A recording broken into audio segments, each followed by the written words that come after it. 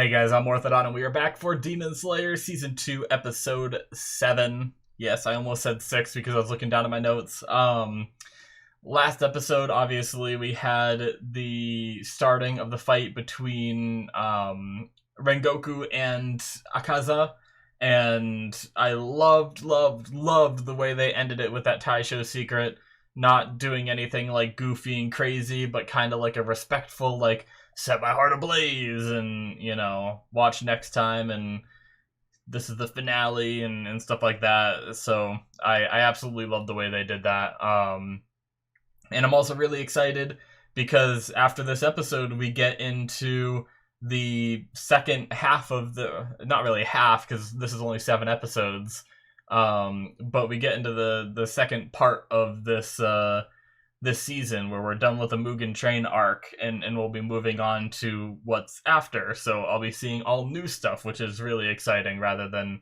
you know, this movie stuff. But without further ado, guys, I'm excited. So let's get into this and see this final fight once again because it's pretty badass and emotional, sad, but really awesome at some point. So let's get started. All right, we're going to start here in 5, 4, 3, 2, 1, now. Blazing Universe!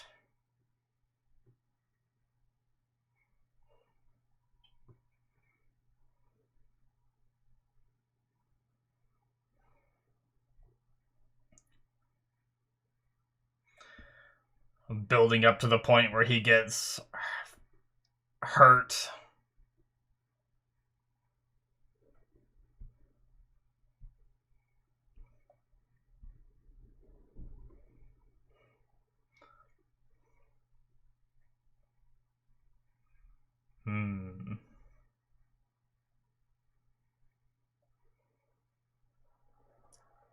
Nope. Blood drops. Bloop, bloop, bloop. But don't worry. Ooh. Are they not doing an opening for this one? Set your heart ablaze. Yep, so that's the episode title. That's probably why they said it last in the Taisho secret, because they usually say the episode title for the next episode.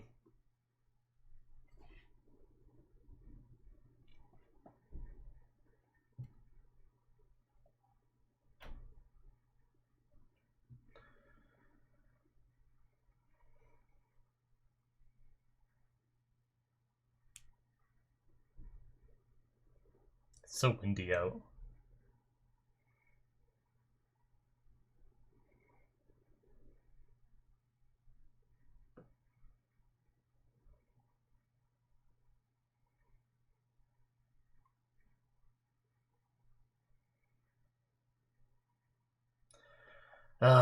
It's gonna be really shitty just having to sit there and watch, too.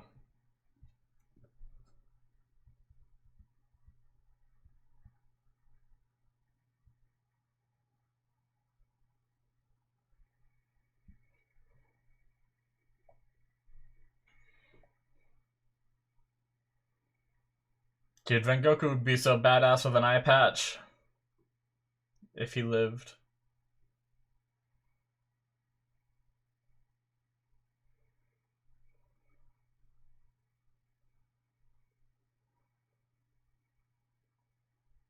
Yeah.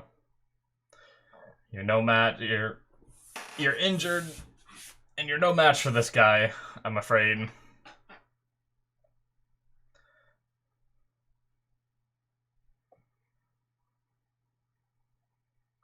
Oh, oh, it's so good. It looks so amazing.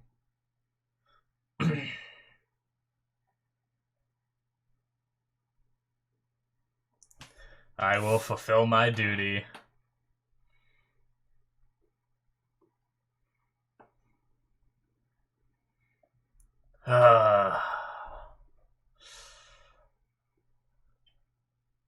God, that looks so fucking cool, man. I love that shit. Seeing it a second time is a blessing.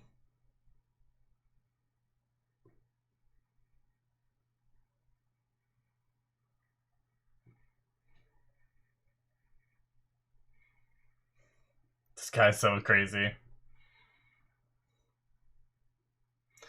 I got the chills right when he said that.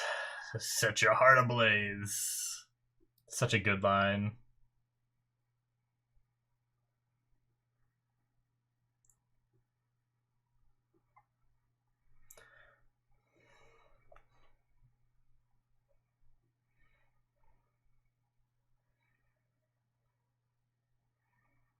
Oh, so cool. I like how it has, like, blue, like, whiskers. Oh my god. It looks so good, though, like, the animation on that with, like, the blood splurting out and everything. God. And then turn it. Go back up. Yes.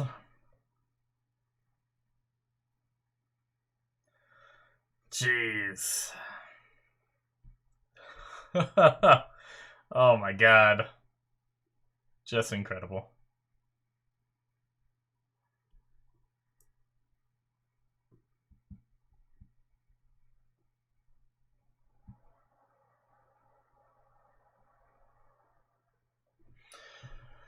Yeah.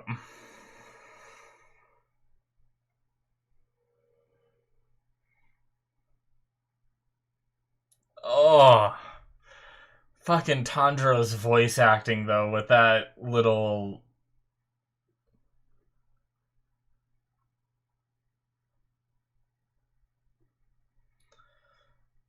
God.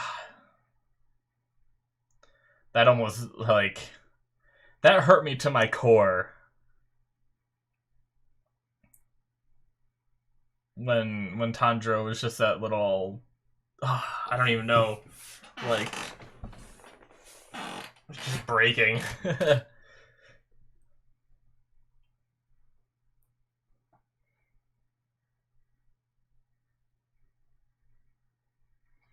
think I was so into, like, the fight and everything that was happening, I didn't pay attention as much to the... just that noise Tanjiro made.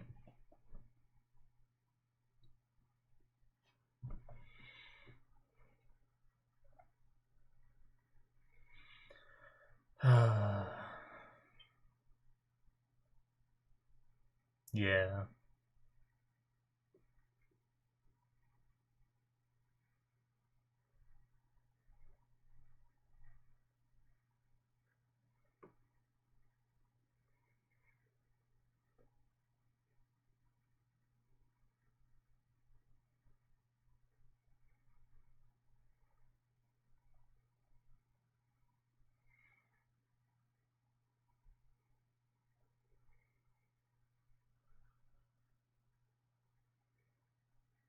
Yeah, go give your mom a hug.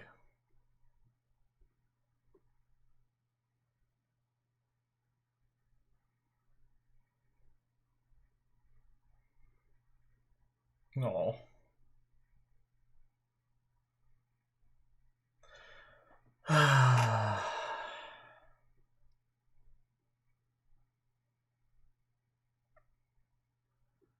Yes! Oh. How much I wish it would work. Maybe they'll retcon it in this arc. I'm just kidding.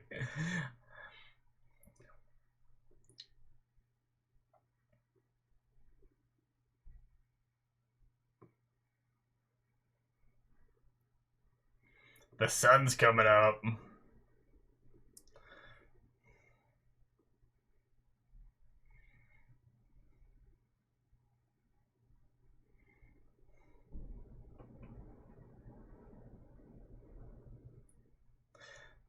Jesus.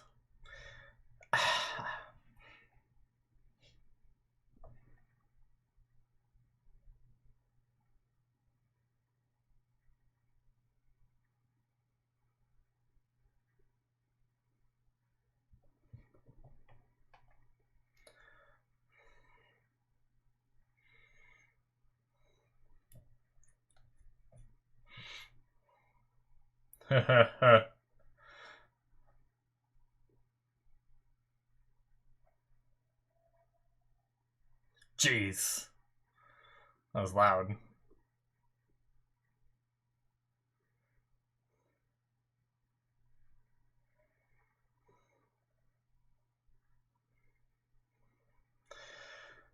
So fucking crazy.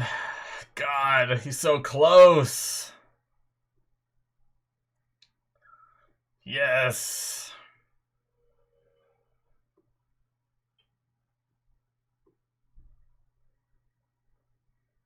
Oh. Jeez. His jump was so powerful, it was like flung him backwards. Broke the sword.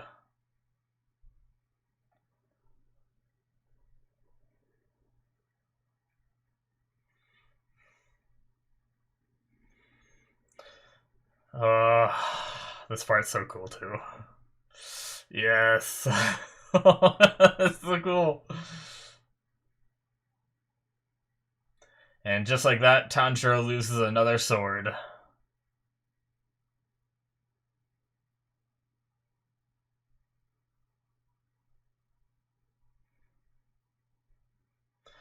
Uh...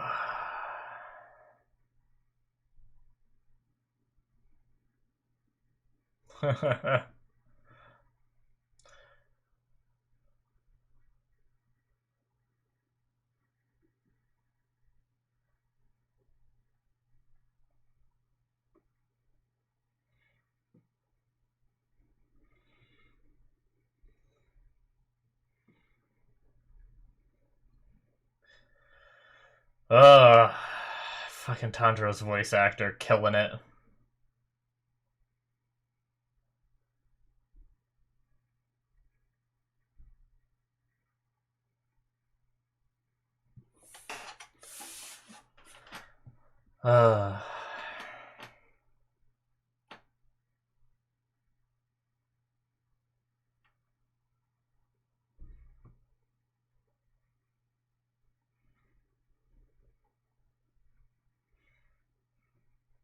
This background track is amazing too. Whew.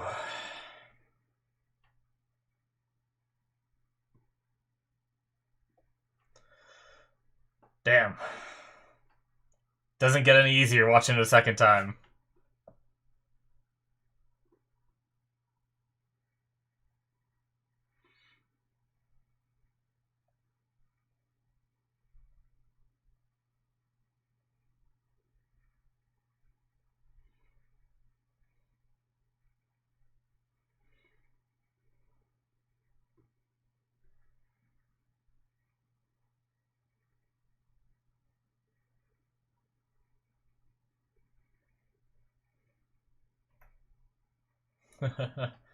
Not let a single person die, except for himself.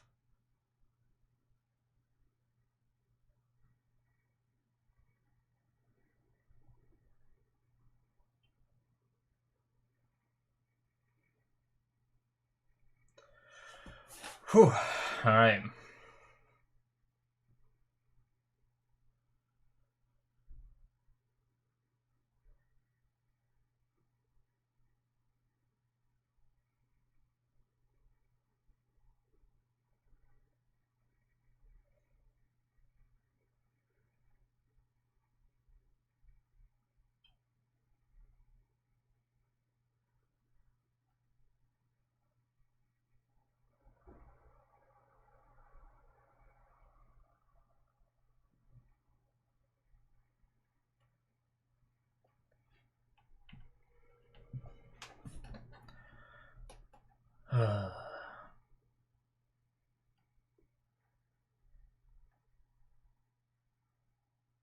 Yep.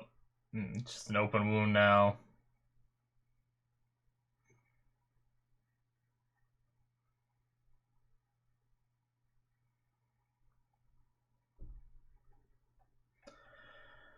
I think I've sighed like 10 times this episode.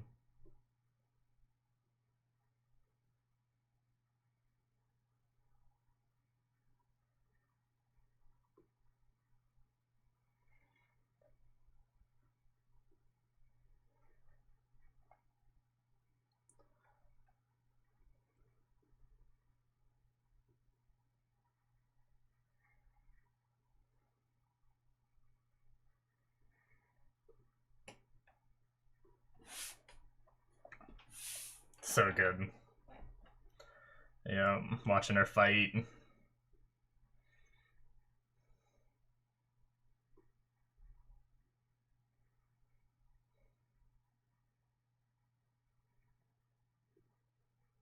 I so love that she won him over in the end.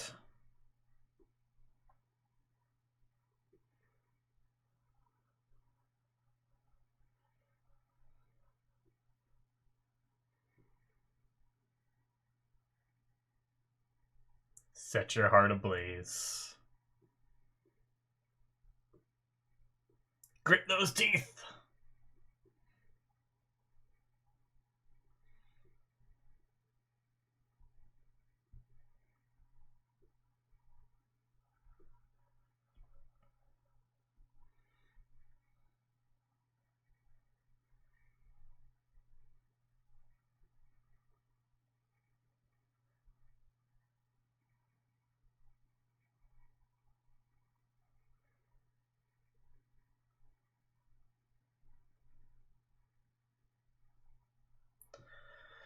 Friggin' Inosuke.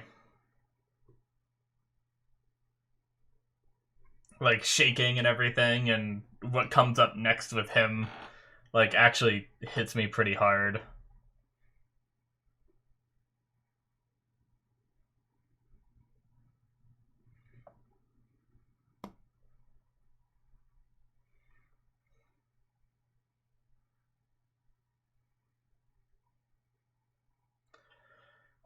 Uh, and there's the part that nearly broke me in the movie. Seeing his mom again.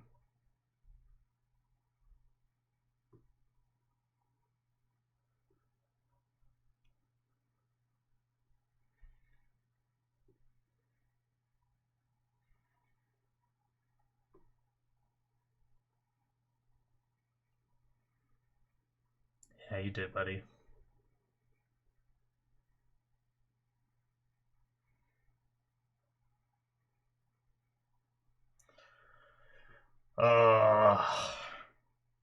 Get me again, show.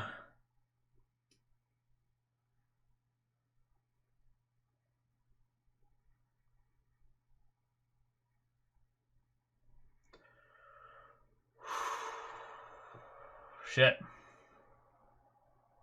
And there he goes. God. Crazy thing to have. Like, I talked about it, but for this to be, like, the ending of a movie, you know, where, like, hero dies and villain gets away, or at least one of them.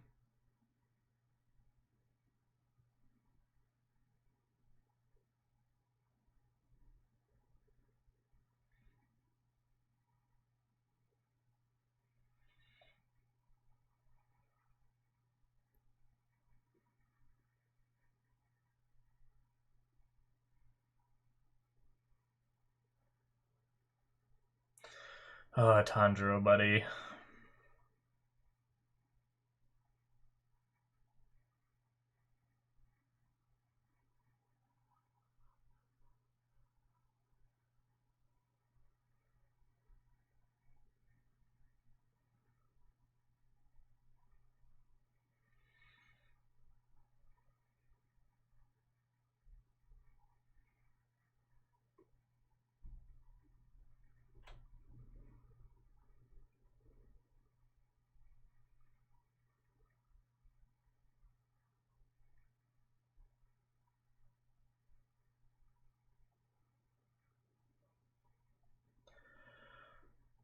Whew.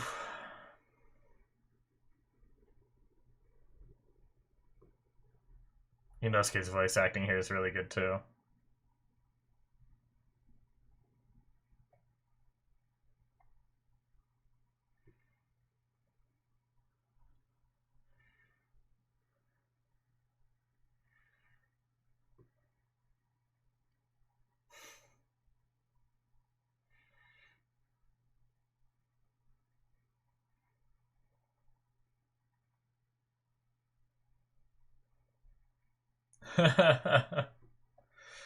Jesus.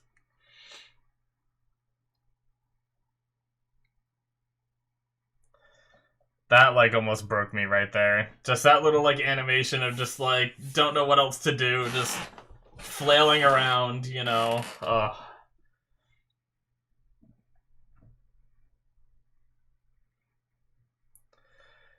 Oh, these poor kids have gone through so much shit. Fucking table. Just hitting his head over and over. Again, I think I was so focused on Inosuke hitting Tanjiro that I didn't even notice that Zenitsu was just, like, face planted. Oh, even the birds weep. And then we go off to the various Hashira and stuff learning about this.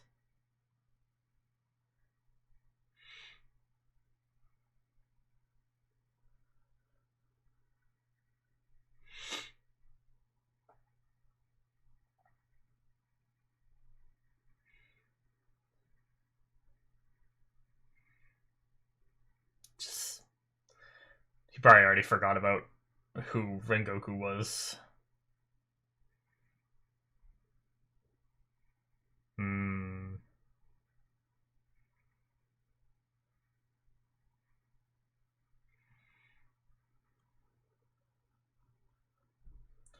That guy.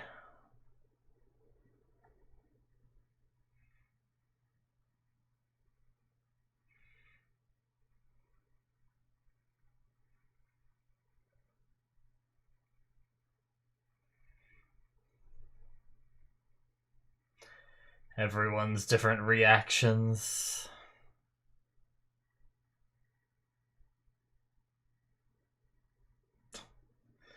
Gyu is emotionless as usual.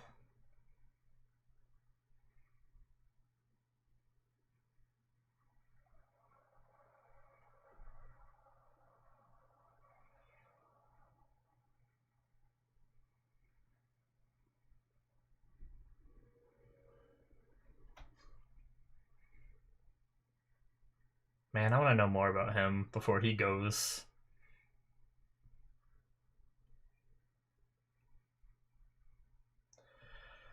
Does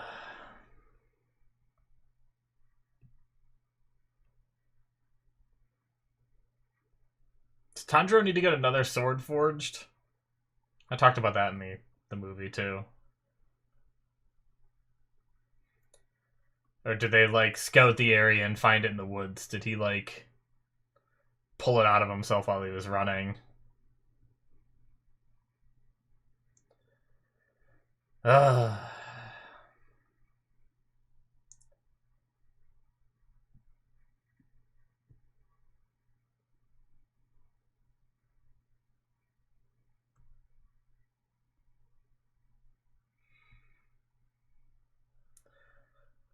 Such a mellow outro song for this sad ending.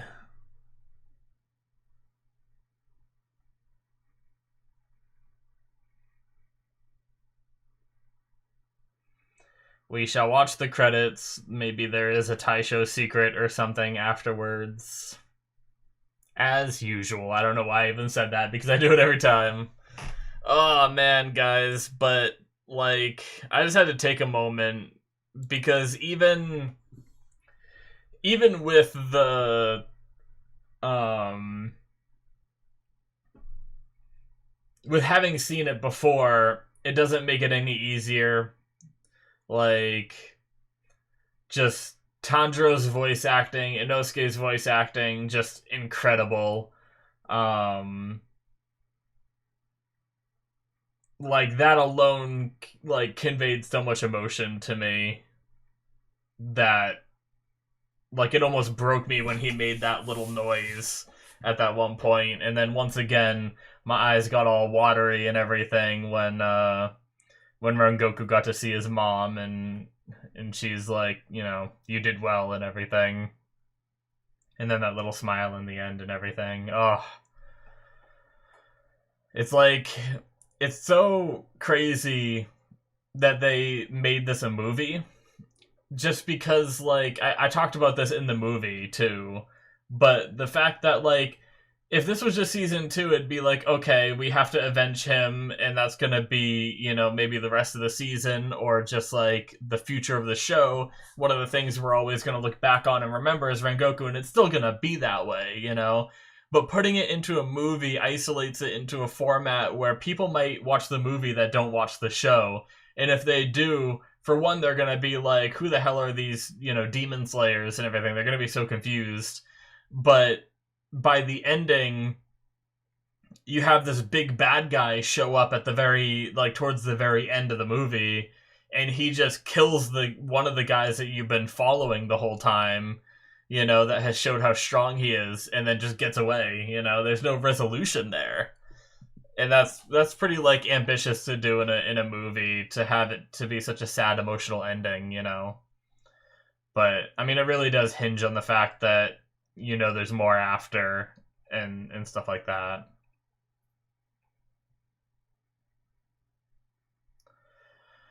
All right. Oh, it's still going. Okay.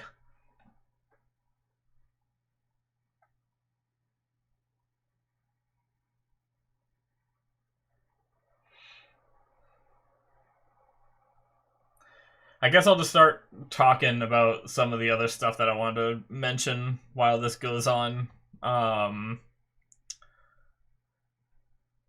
But yeah, I don't think I really thought about this during the movie and stuff like that, but like, poor Tanjiro and Inosuke having his broken sword.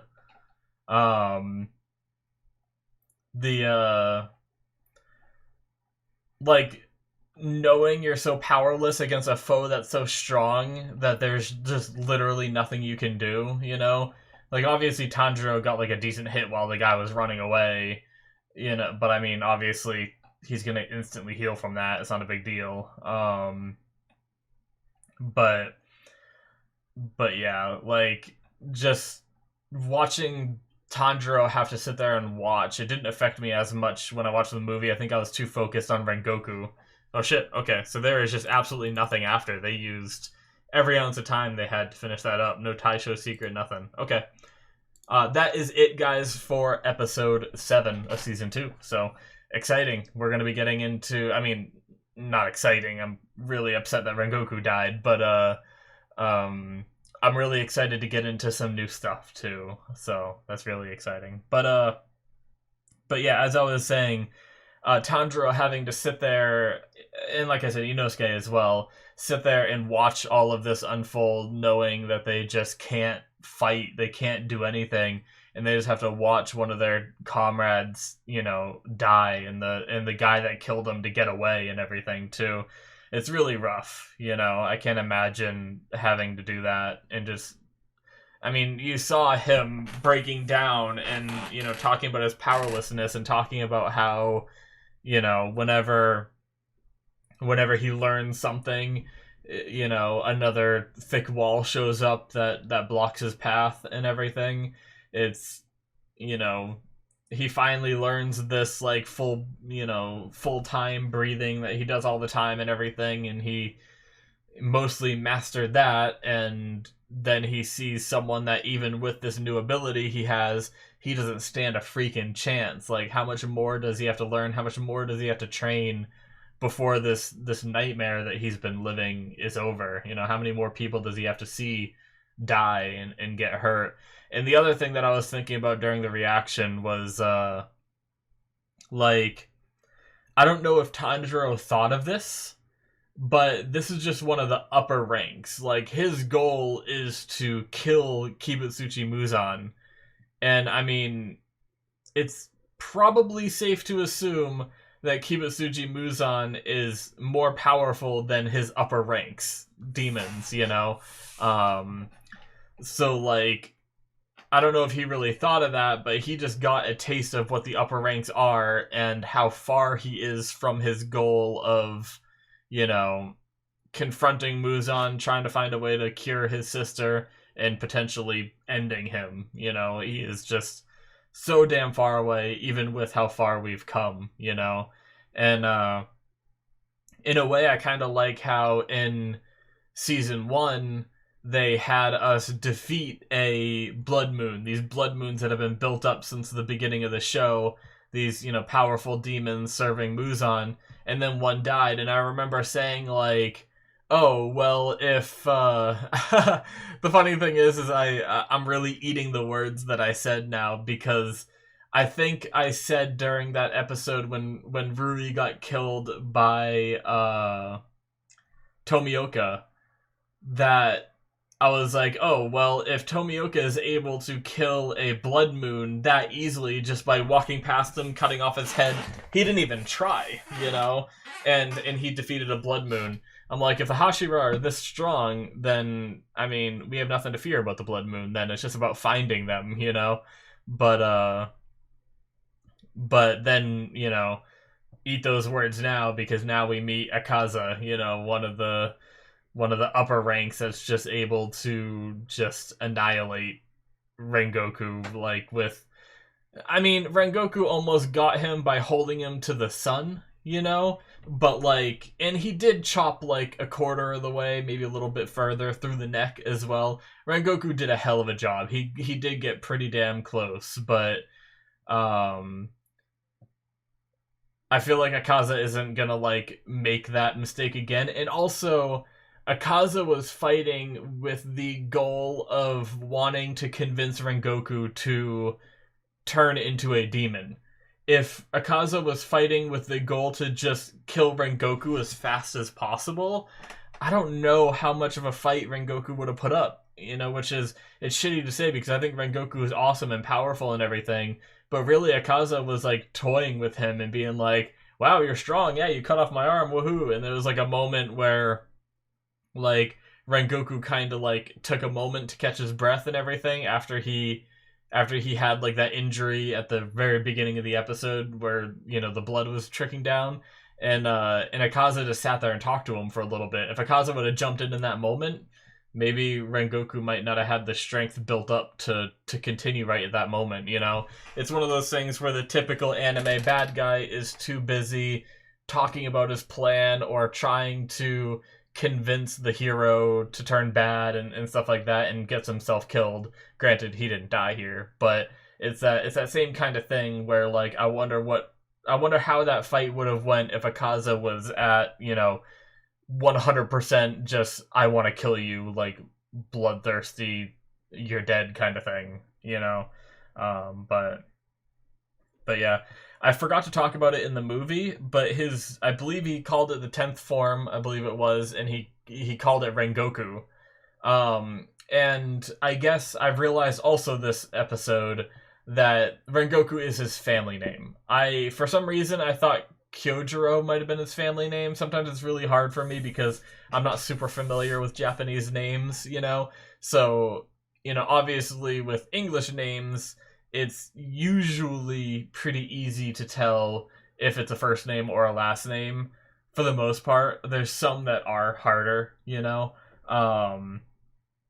but I guess I knew it and I just didn't think of it. But in the moment of hearing 10th form Rengoku, I thought oh, was he named after that move? But no, that's family name.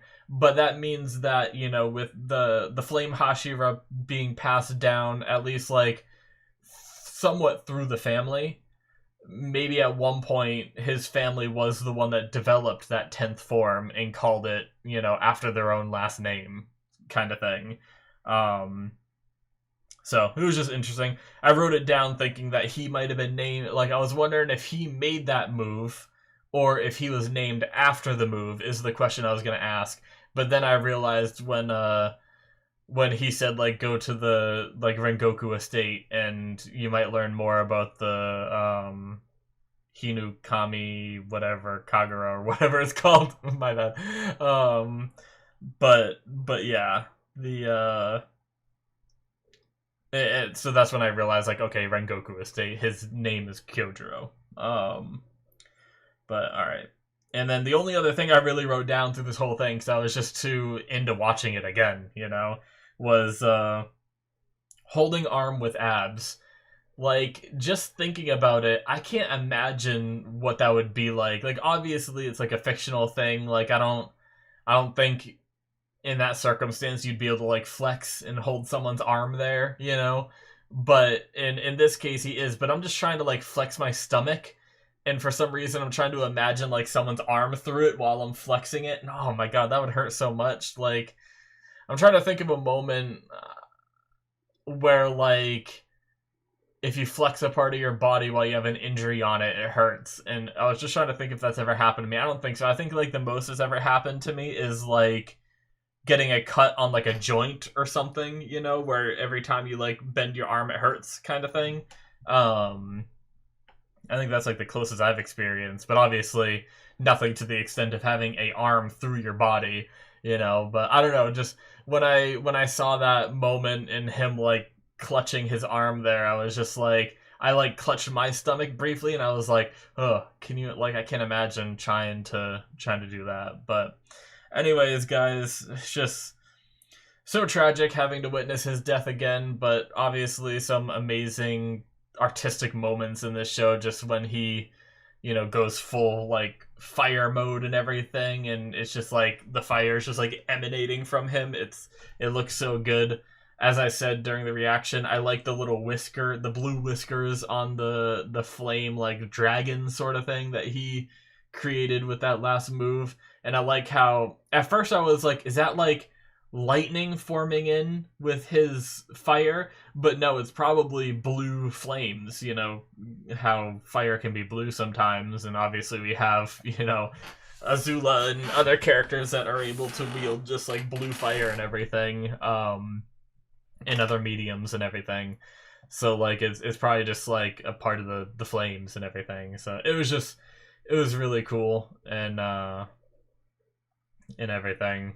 Man, it makes me excited and also scared to see some of the other Hashira fight, but I'd love to see some of them go at it and everything, and I'd love to see how Tanjiro can become strong enough to compete with characters like Akaza and everything, because I feel like with all the other Blood Moons gone, I never really thought about that. While I was too focused on everything that happened in the movie, I didn't really think about the future. But all the other lower Blood Moons are gone. It's only the upper ones, and if all the upper ones are as strong or stronger than Akaza, you know, where do we go from here? Obviously, there can be other demons that we fight and everything, but like our goals just got raised up so much higher now that I'm actually kind of curious. Like, he has to like Tanjiro either has to quickly become strong enough to fight these guys, or they fill us up with enough random demons to while he gets stronger. I'm curious like what route the second half of the season is going to take, you know. It's possible that we see some of the other Hashiras in action as well and stuff like that, but yeah, I feel like Tanjiro has so far to go to get up to the strength of Rengoku, let alone get stronger than Rengoku was, so that way he can, you know, beat these guys and everything. That I'm curious how we do that without it getting too stale of watching him just fight regular demons, because, you know, if we still had the lower, I'd be like, okay, well, you know, he wasn't able to defeat Rui, but he has his breathing now and everything, so maybe he will be able to defeat the other lower demons, the other lower Blood Moons. But with them all gone, you know, what do we go for next, other than the uppers who seem so far above that? But we're gonna have to wait and see. So I'm excited to see more, guys. Cannot wait to get into new content and just see where they go with this. You know, it has its beautiful moments. I'm sure there will be at least one or two more like absolutely stunning moments before the season is over, and I can't wait to just witness the story and where our characters go from here. Go to the Rengoku estate, learn more about the was it Hinokami Kagura? I wrote it down somewhere, didn't I? Hinokami Kamuro? Did I translate that wrong when I wrote it down? Shit. he says it here, right? When he's talking to Tanjiro.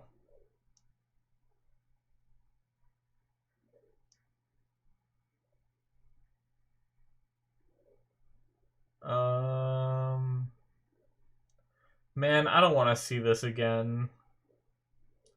Was it before or after?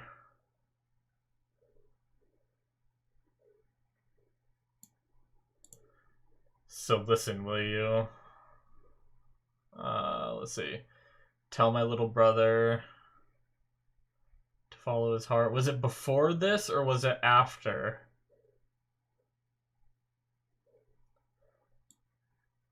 It might have been before.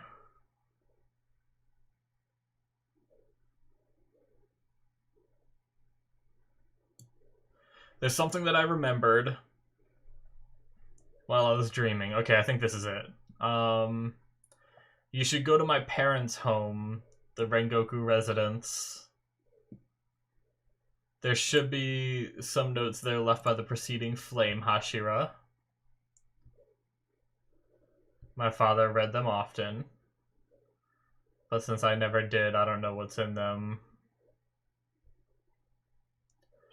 There might be some kind of... Okay, yeah, I did write this. The thing is like, I write down on my phone using a stylus, and then I use the automatic system to, like, translate it.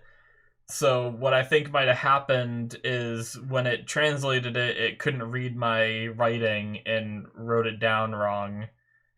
And then I didn't know how to actually spell it after the episode when I, like, was editing it and everything, and then just left it.